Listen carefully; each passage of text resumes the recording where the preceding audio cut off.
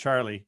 Everyone's popping in. Awesome. Hello. That Henry and I just did like a quick phone call, and maybe you even heard some of that audio. We were just totally blown away by both teams of performances and just all the different kinds of craft that went into that, from, you know, crazy integration of sound to you all in different rooms and feeling like it was a play. It was just amazing. So thank you, first of all, in a heartfelt way. And second, so I guess my first question is the most softball, terrible question of all time, but like that was so powerful as someone who's listened to both of your shows and really enjoyed them, to then see you performing them. And I'm just curious, for you all as creators and performers and sound designers and writers and all the different things that you do on these shows and in others, talk to us about what's different about audio drama and what you like about it. What are there special things about this particular genre, and how it's different from the other ways that you practice storytelling, story making, creation? And you all should just like dive right in, recognizing there's a whole bunch of you, but just, it's a conversation. I'll be that guy. Someone's got to be that person. Go ahead. No, please, Mike, you were there first. Mike Manello and I had been talking about doing something like this for years before we did it. And one of the things that I think is different about it from a consuming it point of view is that like audio drama is something that happens in your own head, as opposed to watching a movie or watching a TV show. And so it's extraordinarily intimate. When you're listening to a show like Serial and Sarah Koenig is talking to the microphone, it feels like you know her. It feels like she's talking to you or talking to herself, and you're her. And it creates this enormous amount of empathy. And it was something that I think Mike can maybe add to it, but I feel like it was something that really drove us to want to create something in this space, because there's really nothing like it. And from a production standpoint also, if you're making a movie or a TV show, you're lucky to get, between 5 and 8 pages a day done. And on this, we were doing like 45. So, we did 273 pages in 5 days. Yeah, I completely agree with that. I think the thing that really appealed to me when I first started out was the fact that I was in acting class with all these people that you see in my cast, and had such fun having a script in my hands and getting to just play with them, and then get redirects and then do the scene again without the pressure of hitting your mark or your light or sitting in hair and makeup for 4 hours before your shoot. And I think especially also coming into writing as an actor, having a medium that's so dialogue focused. If the dialogue isn't working and the characters aren't working, the sound design, and it can be the most beautiful sound design in the world, and you're still not going to be able to really hang it on anything if the dialogue doesn't work.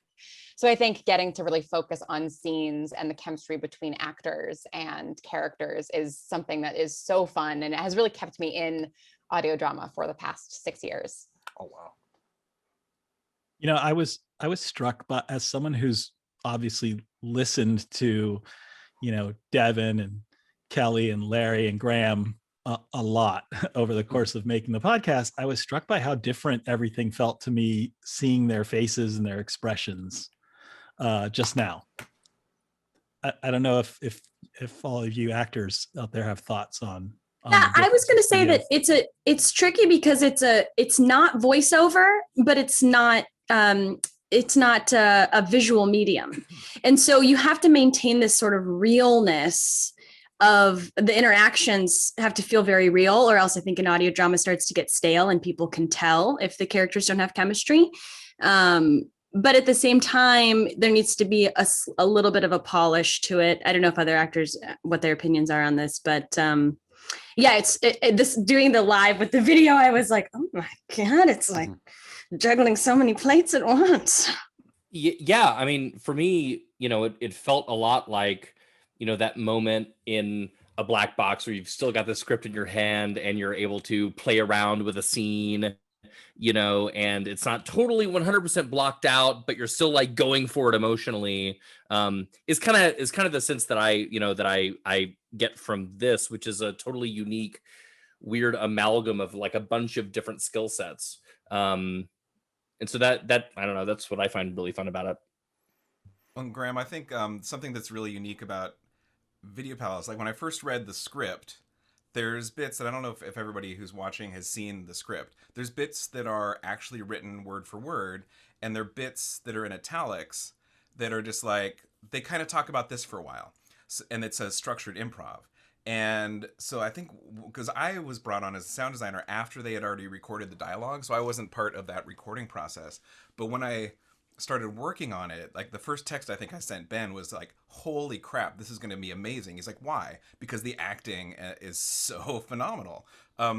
Because like there's that chemistry and there's that liveness to the performances that you didn't hear in in old school radio dramas, right? Where they're all just sort of standing around a microphone, saying their lines, and someone's in the corner with their coconuts and ratchets making sound effects. This is a whole different thing. And I think that, this whole new genre of sort of podcast, verite maybe, is a whole different thing. And it's really evolved a lot. And so I think that's also what you're talking about a lot in the sort of spontaneity and the, like, we're in a black box with our scripts in hand, is you kind of are, because there's touchstones, but it's not all written. And I know Ben and Mike are going to talk about that later, but I think that's really key to Video Palace. Well, and this is I'm sorry, real quick. One of the things that I wanted to show how we do the interviews with that I think is something I hope lots of people steal this technique, because what you get is in the case of Larry and Kelly, they gave us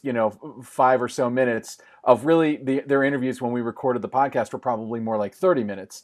And then I would cut the interviews down, and I even think and so they sounded like a real interview with all the ums and uhs and fumfers that people do when they're actually being interviewed. And the act of cutting it made it sound like a real edited interview, as opposed to if Bob and I had literally scripted every one of their responses to every question, it would have felt, no matter how well we wrote it, it wouldn't have felt as natural. And what we were going for was that kind of verisimilitude.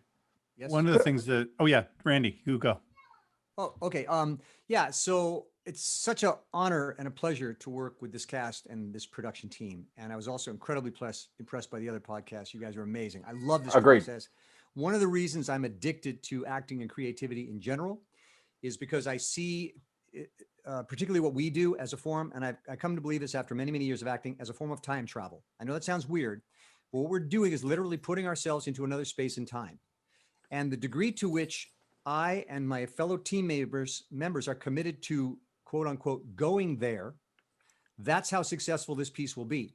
If the sound, thank you, Jeremy, if the direction, if the acting, if everyone's just giving it their all to literally will ourselves into this other time and place, if we go there and we feel that we're there, hopefully the audience will feel it and they'll go there with us.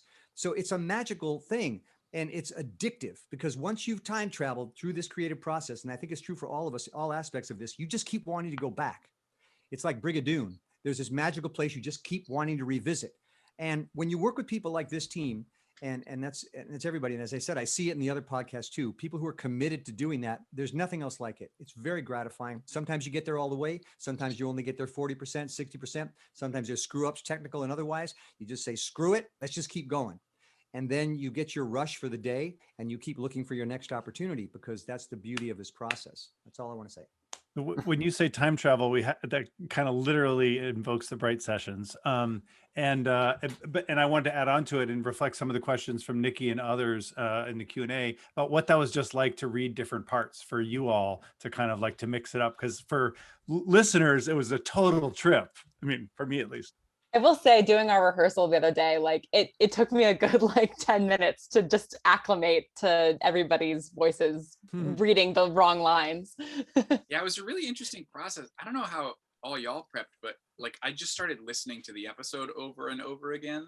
And at first, I was trying to do a mimic, right? Like the first way I wanted to get into it was to see what Julia was doing and try to represent what Julia was doing. And that was interesting. But when we were in rehearsal yesterday, Lauren was talking about the reason that we did this podcast in the first place and worked on it the way we did was so that she could see what just came out of actors. And that sort of freed me up, and I don't know about the rest of us, to go, let's just make this a totally new thing and see what happens if we just take it moment by moment, which was really super fun. I hope it came off as fun as it was to do. Yeah, I hadn't listened to the episode at all, but I also wasn't in the episode, the original episode. Yeah, same. So when Lauren was like, "You're going to be playing the role I played in this," then I think there was a little bit of nerves to like, because I love what she did with Sam through all the years that we did the Bright sessions, and to that point of like the confusion of hearing different voices. We've been hearing these voices in these roles for years, so it was so confusing at first, but I like, have to say, like, that's the Yeah. award for Julia, because Julia's voice just Oh is my God. so distinct. And the Yeah. fact that you can tell she's so clearly a different character is like, we have to get her like one of those little Oscar statues and put her name on it. And like, I was so excited to hear. yeah, I mean, Julia It's crazy. killed it. Everybody wanted to play Damien, I which is Yeah, that Charlie's was the role character. originally.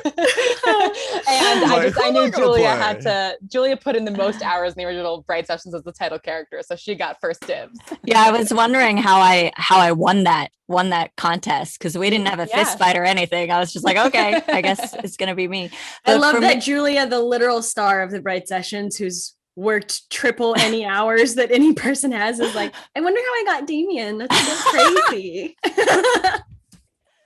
I was gonna say the one thing I actually made a point not to listen back, because Charlie has such a distinct voice and such a distinct voice as Damien, that I was worried that I would try and copy that, which would only, like, I can't do that. Like, I know I can't do that. So, but I will say my most current experience of Damien was reading A Neon Darkness, and I part read it and I part listened to the audiobook so I could get part listen both. to it. Yeah, of course. I love it. And the thing is, if without giving anything away, for people who haven't read it, right, it's Damien's backstory, his origin story. And in my opinion, he's very sympathetic. Like, I'm like, I get this dude. I'm like, yeah, I've been there. Okay, yep. Like, a lot of character stuff for Damien in that book was like, yeah, I know why he turned into what he turned into. And it just really felt like it could be anyone. And so that was the Damien that I tried to tap into for this, which is just that, hi, Mark, I just want you to, you know what? Actually, I just want Mark to be my best friend. Like, ultimately, I just want friends. I just want people to love me and whatever comes from that. So that was a lot of fun, is like that, playing that desperation, but then I'm literally a self-proclaimed villain. So I have to act like one, but also, will you just be my friend? So that was a lot of fun. Yeah. So Well, as you- we sorry, got you a go. bunch of questions from fans of Video Palace asking, since the release of In Search of the Eyeless Man, what's next? Is there a chance of a season 2? Where are you going with this thing from here? That's a very good question. I can't. We're talking about something next, but I can't. I'm not at liberty to say right now for fear of jinxing it, and also it's not a done deal yet. But we are talking about doing something else. As for season 2, which is the question that we always get, we're up for it. We're in a scenario where our podcast was made for Shudder, and Shudder at the time was experimenting with podcasts. We were the first scripted fiction podcast they did, and after our release and after the release of some other podcasts, they decided to stay focused on their platform, which is not made for podcasts. So they basically just stopped funding podcasts at the time. And they've been very interested in Video Palace. They've been very interested in continuing Video Palace and very supportive. So that's been great. And we are having continued talks with them. But I think for a season 2 to happen, there would have to be some priority shifts over there. And so our standard line is, I think, speaking for myself, and I know Ben, because we had conversations, you'd have to talk to the rest of them. We'd love to do a season 2 if we had the opportunity. We'd absolutely love to. We'd love, and I mean, it's something that was kind of built into the story of the first season and then expanded by the book that Mike and Nick put together in Search of the Eyeless Man, is that there's a lot of story world to cover, and the first season only it's like a tip of the iceberg of the story world that Mike and Nick kind of invented for this. And we have some ideas for season 2, and they're I wish we could do. I can't wait to do them. I hope we get to do them one day. So one small plug for the conversation tomorrow, and inspiration, you all as an inspiration of existing in one genre in a podcast way, but then a book which kind of opens up into world building territory. Lauren, likewise, sort of traversing different types of media and different kind of story worlds. And I wonder if you both if anyone wants to just talk a little bit about what that's like to kind of exist in this audio space, and then to kind of branch into other media forms, and what it's like to be a transmedia creator in this way, what the affordances are. It's super fun. I've written 3 young adult novels that all focus on specific characters in the Bright Sessions. And I think the thing that I love most about it is getting to tell a story that's specific to the medium. So the Bright Sessions is mostly therapy sessions and phone calls and sort of a God's eye view of these people's lives and their emotional journeys. And with books, you really get to go inside someone's head in a way that you can't necessarily in audio that doesn't have a narrator. And so, especially with some of these younger characters who are going through these coming of age stories, it's really fun to hop into the YA novel format and dive into their day-to-day lives and their emotional journeys. And so it's a completely different thing to tackle. It almost feels like starting new each time. And it's probably the only time I've ever gone back and listened to episodes has been to get into these characters' heads, and listen to these actors' voices, and I've been lucky enough to have them read the audiobooks too. So it's a nice little symbiotic thing. And I'll just say on that note, there's a question in the Q&A. Were there any characters you feel you didn't get to flesh out as much as you wanted? I feel like it was my great pleasure to do the narration for A Neon Darkness, and that was the depth that I had kind of longed for going through the Bright Sessions, and then being able to go and do the kind of origin story behind Damien was just an extreme honor and pleasure. Yeah.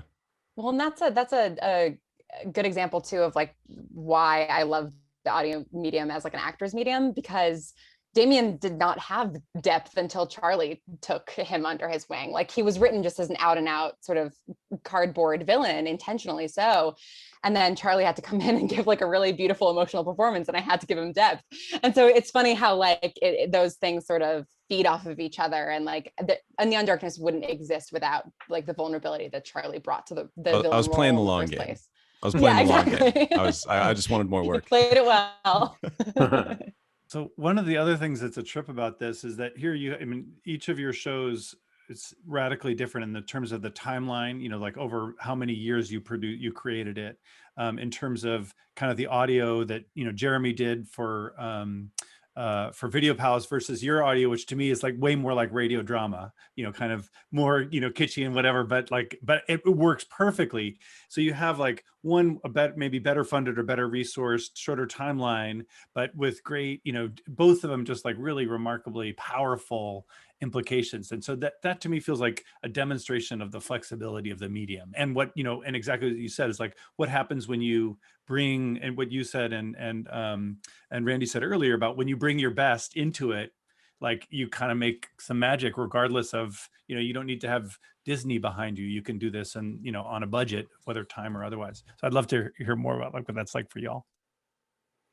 Well, I mean, I'll just say for us, like our timeline was extraordinarily, it was crazy fast. So I became a dad in May of 2018. The end of that month, Bob DeRosa and I started writing it. We recorded it in mid-July over the course of 5 days, and we delivered the final at the very beginning of September. We had like one kind of, Devin can tell me, maybe it was like 2 or 3 hour pickup of just a little bit of stuff, because as you're editing, you're like, oh, we need him to say this or that, or we need this clarified, and we're dealing with a network shutter, and they would have, you know, very reasonable notes about clearing up the story things and stuff like that. But we had to, it was like pedal to the metal the moment we knew we were doing this. And Jeremy, Jeremy was brought on, we hired a company called Diablo Sound that's owned by my friend Drew Dalzell, and he brought Jeremy on to do the sound design. And Jeremy had just moved to LA, and I think like the time you met with us, we'd already recorded everything, and it was like, okay, Jeremy, go make 10 episodes, roughly 3 hours of almost everything we're going to hear is going to be your work and Michael Tioli, our composer. It's going to be like wall to wall your stuff with all these performances, you know, edited in and all that stuff. But it's like you have to. It's not like Jeremy could just be like, okay, well, let's just let the performance carry the scene. Like he had to always build an ambience, always add sound effects, and then we'd have like, we didn't do any of these here, but we had like chase scenes. Mark gets his ass kicked in one scene, and we had to say like, what's it sound like when a guy holding one of these is running and holding this the whole time, or when he's conducting interviews. And I did see that someone was asking the question, what gear did we use? We had really sophisticated, awesome, expensive microphones, but we also had this, which is what a podcaster would use. This is what I used to record my podcast on, and 90% of the audio in Video Palace was taken right out of this mics on the front of this, not the really expensive mics in the studio we were using. Yeah, the only time we used the studio mics were for the voiceovers and like the telephone calls. Yeah, phone calls. Phone calls.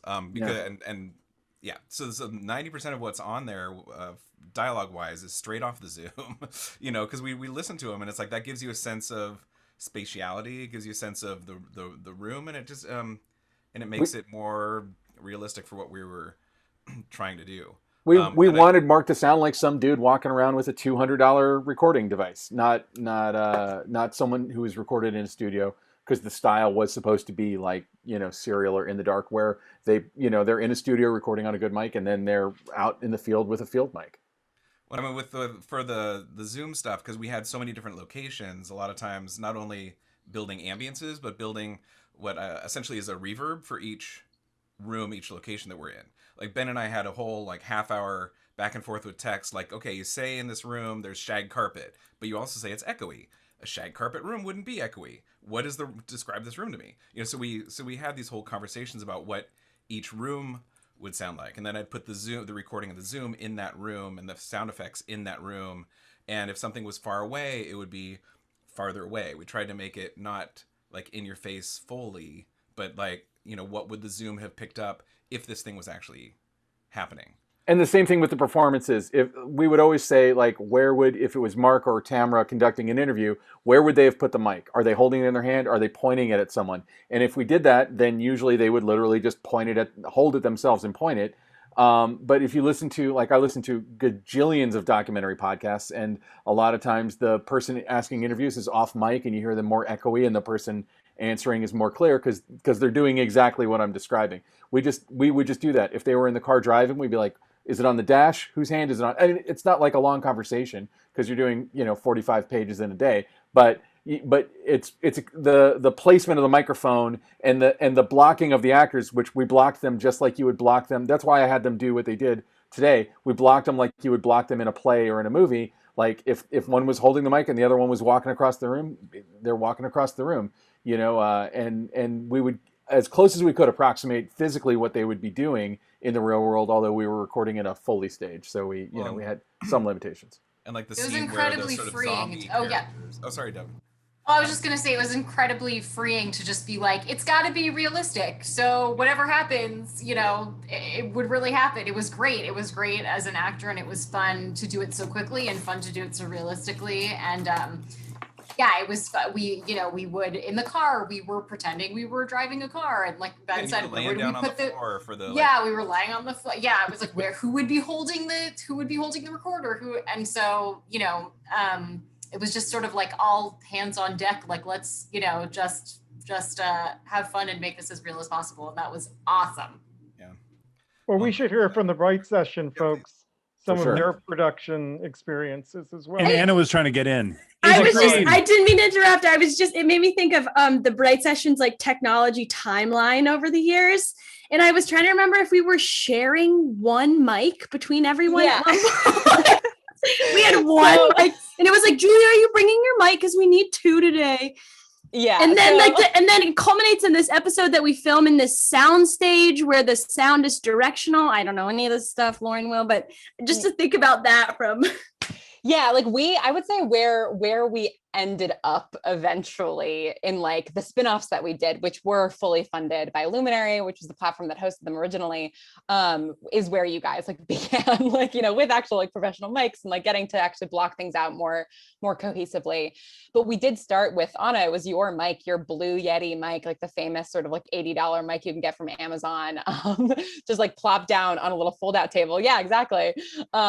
In this room. And we just recorded, you know, I wrote the first season to match my sound design and sound editing abilities. And so because you did everything for the first season. I did everything. Foley, editing, everything. Yeah, I did everything. And so I just made it all two-person conversations in a therapy room. So it's like my bedroom could be a therapist room, and like she's recording this on a shitty recorder she has hidden in her desk, like whatever, you know, we're gonna make an in-universe reason for it. And all of the sound design was Foley that I recorded at my parents' house, just like going around, like opening cabinet doors and doorknobs and knocks, and like just trying to like get anything that I think I might need, footsteps on their carpet and on their wood floors. Sam's time travel sound when she time travels in and out is literally me recording into a mic, just going and then putting it through a filter. So yeah, it was like unbelievably low tech in the early days. And then for the second season, we got 2 mics. That was a big step up. And then by the time we were making we did a musical episode in our final season of the original Bright Sessions. And by the time we hit that, we were recording in a studio, in my engineer's studio, who also is my composer, Evan Cunningham, like but still all like in a circle, recording into mics all together. And blocking things out where we could, you know, the lying down, the sitting down, the hugs, kissing, all of that kind of stuff, doing that on mic to make it as realistic as possible. And it's, yeah, I think the thing that was most fun for me about that as a writer, like I mentioned in the beginning, the episode we just performed was the first episode I wrote knowing I had a sound designer, Misha Stanton, on it. And so that opened up, all of a sudden we could go to a different location. That's the first episode that does not take place really in Dr. Bright's office. And we could go into a car, we could do things like, you know, IV monitors and this like a government facility, because I had somebody who was a real sound design professional designing it. So it was I love art within constraints. Brigham and I were talking about this earlier about having limitations and how it's really good for creativity to have a fence around something and have to work within it.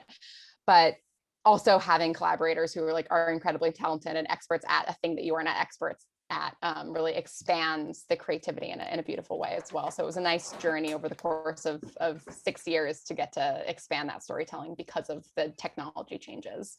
Well, in some ways, you're recovering this genre or mode of presentation of radio drama that was abandoned for a long period of time. So I guess I'm wondering, what do you see? Do you see yourself starting with a blank slate and reinventing audio fiction? Or do you see some debts back to classic radio fiction? I don't know who wants to start with that, but I definitely, there are definitely bits of sort of classic radio fiction that when I started writing the Bright Sessions, I went back and listened to, you know, War of the Worlds again, and listened to a lot of the classic 1930s and 40s radio drama. And I also was listening to a lot of current British audio drama at the time. And obviously they have a very different tradition of radio drama over there because it never went away and came back. It's just been evolving over the past century. And I think that there are definitely things to borrow from all of that. And I think what's been really interesting in revisiting some of the old radio dramas to see what TV got from that. And then it's like, okay, well, then what can audio drama pull from TV storytelling? Because also you have to think about the audience that you're speaking to and the way that they understand stories now and the way that they're used to consuming stories. So I think that it all is a nice feedback loop, you know, for everything from TV to, you know, my favorite musical theater cast albums can give you ideas about how to create an audio only story. I think for me, you know, Ben talked about how the two of us have been talking about doing a podcast for a long time. And a big part of it was I started listening to podcasts like right when Apple opened up podcasts off on the first early iPods. And from day one, I was kind of like, oh, this is going to be a really interesting fiction storytelling opportunity. But everything that people were listening to was kind of, what we commonly think of as a podcast, which is people talking into a mic about something typically pretty current, or reflecting on something they'd seen. Some people, the early attempts at podcast fiction seemed to be inspired more by radio drama to me. And I had a real problem listening to them because I grew up listening to some radio drama, and I particularly remember was it the BBC that did Star Wars? I particularly remember that one because I was such a Star Wars head, and none of it seemed to play well to me. And it took a while to figure out that it was because with the radio dramas, I wasn't listening on headphones, and to the point about the intimacy of podcasts. I kind of felt like that was something that radio drama and the creators of radio dramas didn't have or didn't really think about, because when they were making their work, it was going to be played on a speaker, and chances are a whole family would be around the radio listening.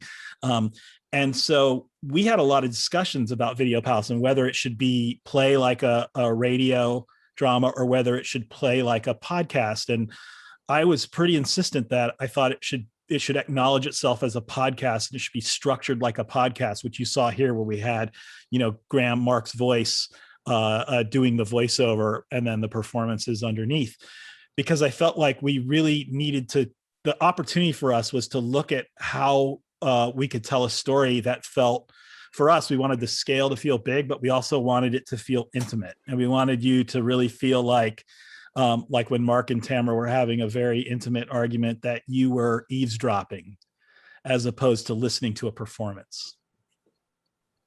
Yeah, there was a podcast that Gimlet did called Startup when the guy who created Gimlet was starting to do it, and Bob and I would listen to it because it included tons of that guy and his wife arguing about what the name would be, and her making fun of the name Gimlet, or him talking to venture capitalists and sounding like a total asshole and not knowing anything about what he was doing. And it's like, when you were listening to that, you didn't know that Gimlet was going to become, the name in podcasting that it ultimately became. It was just this one guy who had at one point been, on Planet Money and This American Life and stuff, who was trying to build it out. And I was completely sucked into that. And I mean, I have listened to a bazillion old radio shows. I remember listening to the Dracula as done by Orson Welles and the Mercury Players on LP when I was a kid. And, my father is a radio guy, so he had tons of old records of Lights Out and Inner Sanctum. And I love how that stuff could scare you. But in the more modern sense, I'd also listen to Homecoming. And Homecoming, to me, which is not a first-person thing like ours is, it's not presented as a podcast, but to me, it kind of redefined how you do an old-timey radio show with modern sensibilities, and kind of create a point of view that works for audio, but also you're not making a movie, you're not making a TV show. I love that is such an audio-specific project. And we kind of wanted to steer into all of that, but also, into the stuff that Mike and I loved about podcasts and the ones that we listened to. And also using, again, we had both worked on the Blair Witch Project, using some of the techniques and some of the immersive ideas that had been used on that to kind of pull the audience into that story and through that story. And that's what we were, hoping to do anyway. Can I also add something? Just, because of the pandemic, so many people have had to pivot into working so siloed. I come from the improv world, and all the classes that we were teaching in person we had to pivot onto Zoom. And it's been a natural progression for tons of improv now to be a part of podcasts and to create long form narrative, serialized, improvised shows along with all the great, written stuff and immersive stuff. So I think. And you did that, right? You made a show like that. Yeah, I did. I have a completely improvised podcast out right now called Sonder, but it's just exciting to use a lot of those skills that we use in improv of painting pictures and describing what's going on. And it just so seamlessly drops into this podcast world that I have seen the explosion of it from that side of things, of just everyone who improvises is now pivoting to doing it this way. And it's really exciting.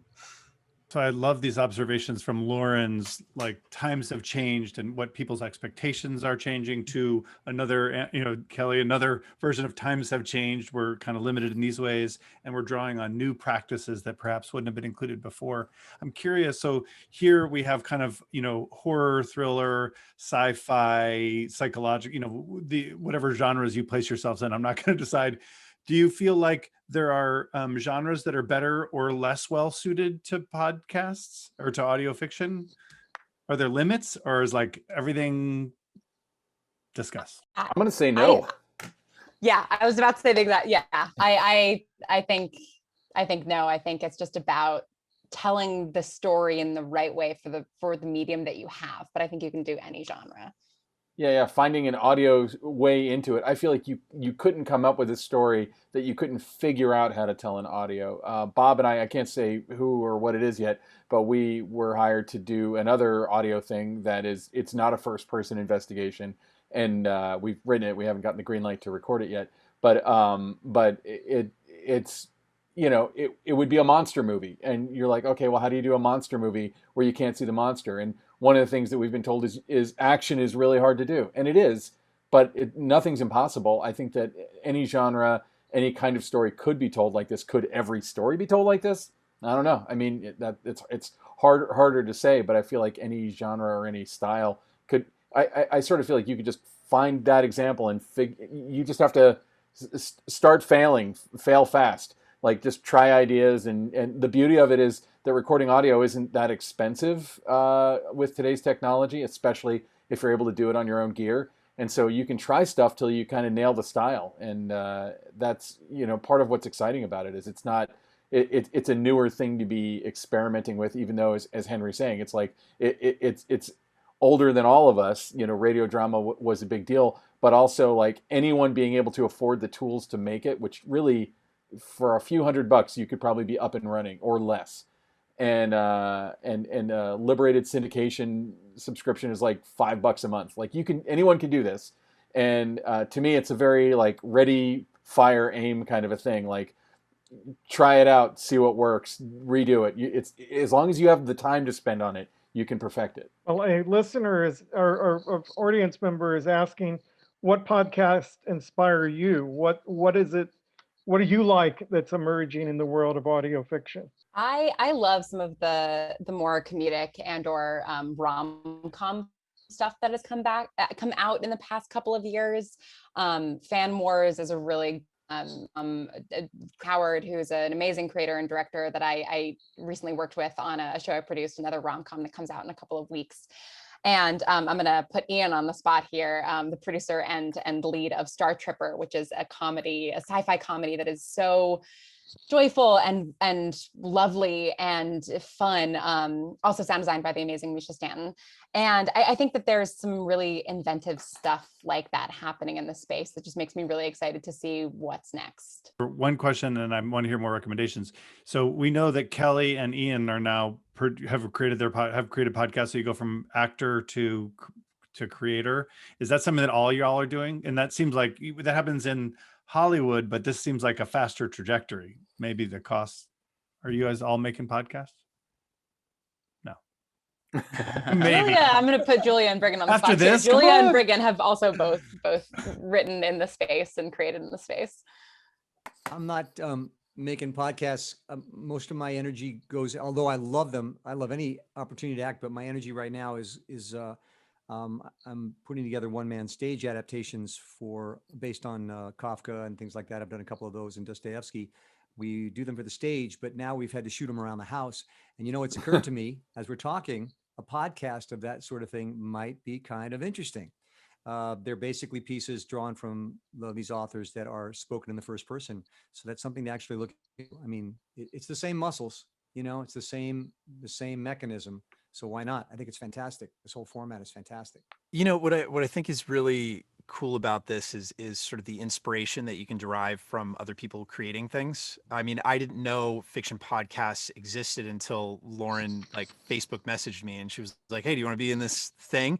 I'd only known her from an acting class, and I think what's been so joyful and inspirational has been to be able to watch her progress in the way that she has, and just unleash and unlock parts of her talent and creativity that maybe she didn't know existed. And then what that did was sort of feed my excitement of feeling like, oh, maybe I could do something here. And I came to LA as just an actor wanting to pursue that, and now because of watching Lauren and other creators do their thing and really take ownership of storytelling, I feel like anything is possible. I mean, it's really kind of like a lineage of inspiration, of just sort of like, I don't know, feeding each other. So I think fiction podcasting, this space, has the ability to really excite people and create new things. Well, Lauren's story about starting off with one mic, and then getting a second one borrowed, to me is exactly what's so great about podcasting today. And before we started Video Palace, one of the things I would often tell people is that podcasting to me right now has, to me, the same energy and kind of creativity and opportunity that independent film had 23 years ago when we made the Blair Witch Project, in that there are audiences, and the audiences are continuing to grow for podcasts. So, we haven't even begun to reach a tipping point in terms of the number of people. And what's remarkable, and Video Palace keeps getting discovered almost on a daily basis by new people, in a way that, like, the movies tend to kind of just bleed into the background at a certain point.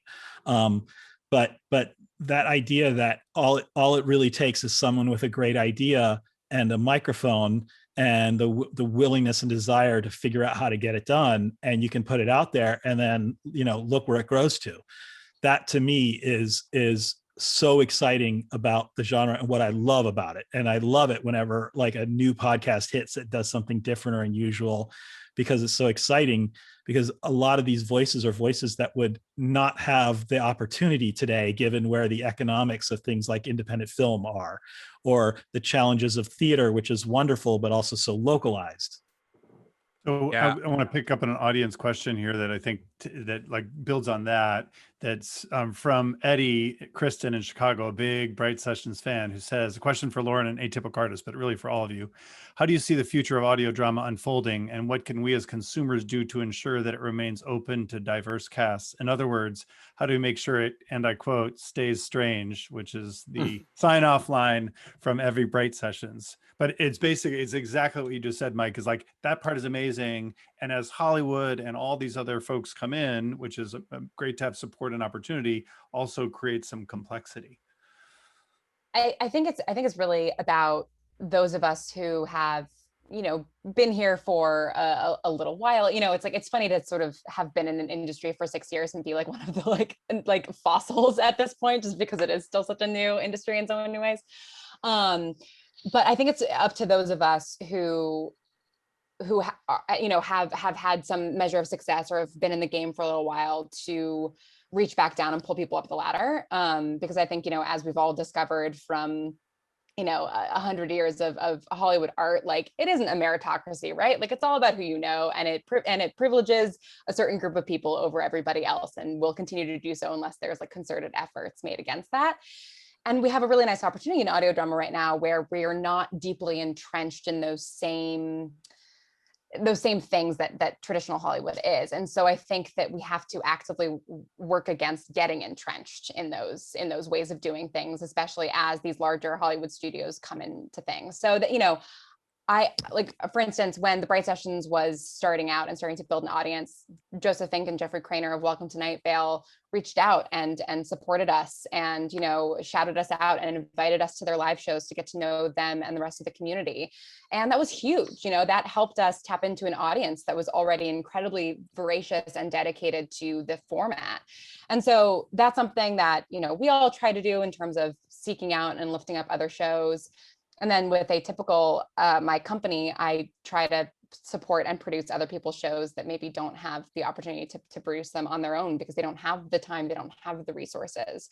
And so, you know, I think it's a balance of making sure that we're still always encouraging people to just pick up a mic and just do the thing and put it out on RSS feed and, you know, just guerrilla market it and try to get listeners, but also making sure that the real resources of money and time and support are going to everyone as equally as possible. And that's not easy. I'm not saying it's easy, but it's something we need to focus on. I agree 100%. And then as a listener or as a fan, as a consumer of podcasts, I think the most important thing you can do is support the podcast by doing all the things that podcasts are always asking you to do, which is to rate, review, tell your friends. And also, if the podcast is independent, really make some noise for it. And if the podcast is funded somewhere, seek out the funders on Twitter and whatnot, and let them know how much you love it. That stuff really matters. Like when, you know, for us, the execs of Shudder are on Twitter, and you know, we'll occasionally see people when they post something like, what would you like to see on Shudder? We'll see fans come in and go like, you know, Video Palace season 2, you know, and that is really meaningful. It's like one of those things where that matters. And I think making sure that it's still a game like movies are about box office and TV is about eyeballs, and, you know, podcasts are about ears. And it's like the more ears you can help a podcast get, the more likely it is to continue, and the more we're going to see those kinds of stories continue. And I mean, when you talk about diversity too, and I think it's a really important thing to talk about, a lot of it comes down to, I think that there should be diversity in creators and diversity in the people who are making them. But, you know, I'm a white guy and I'm making stuff like this. But it means that I have to think out of my race, out of my gender, out of all that stuff, and try and figure out how can we make the women's roles as important as possible. Who could we cast who's not yet another white person? And I hate to say it, but it does take like effort on our parts and we have these conversations. We had a casting director and we had these conversations with her about it. And because, you know, we're in LA and we're working with an LA casting director, someone who I've worked with many times, Leah Mangum, who's amazing. But I think that like everyone, it's hard to move just the whole institution of casting and stuff like that and encourage people to change it. But when you write it into the script, when you make it clear, you know, what the character is, and that you're representing queer people, or you're representing, you know, people of color or whatever, and you hardwire that into the idea, then your casting people kind of have to follow that no matter who they are. I mean, again, in the case of Leah, it's not like there's even pushback. It's just there's momentum and stasis in the world. And if you want to change it, this is a medium where I think it actually benefits greatly, because you can't see people. And so people who have different accents or have different sounding voices or whatever, they're easier to differentiate when you're listening to the show on a very basic level. So much of casting comes out of what do they sound like, and breaking that stuff up, I think, is actually really, really important to do. Well, this has been an incredible evening. We were so excited that everyone has come here, and let's give another round of appreciation, virtual though it may be, to the great cast and crews that put on this production for us. Right here. You all are an inspiration. And I guess this will be up recorded if anyone wants to see it. There'll be 2 more awesome sessions tomorrow at 10 and 11:30 Pacific time, and would encourage you to join those. All y'all basically have social themes. We have the notes that are available. There's so many questions that are great questions that we didn't want to get to. There's like unlimited appetite for you all. So I hope you're feeling the love and appreciation and respect of all of us. And I should note that the Annenberg School of Journalism and Communication, which Colin and I are both affiliated, is in the process of launching a podcast minor, of which I will be teaching the history of podcasting course, and there will be a range of production writing courses tied to that. So if you're a USC student in particular, badass, stay tuned. And any of y'all can help teach. Like we've got room. Is that it? I don't want it to end, but I know. You may have dinners or children or things to do. Both. Children? Or just let me know if you round want them to up and put them someplace. Thank you so much for having us. This is really great. Thank and you. it This was has so been great, wonderful man. to get to watch Video Palace do your amazing work. So thank you. Likewise, amazing. Thank you, Love your likewise. show. Great. So good, you guys. so good. much fun. I can't wait to come to a live show someday soon. Next time we'll do this in person. It'll be so great. Absolutely. Sounds great. Can't wait. Thank you. All Thank right. you, everybody. Thank you. Take care.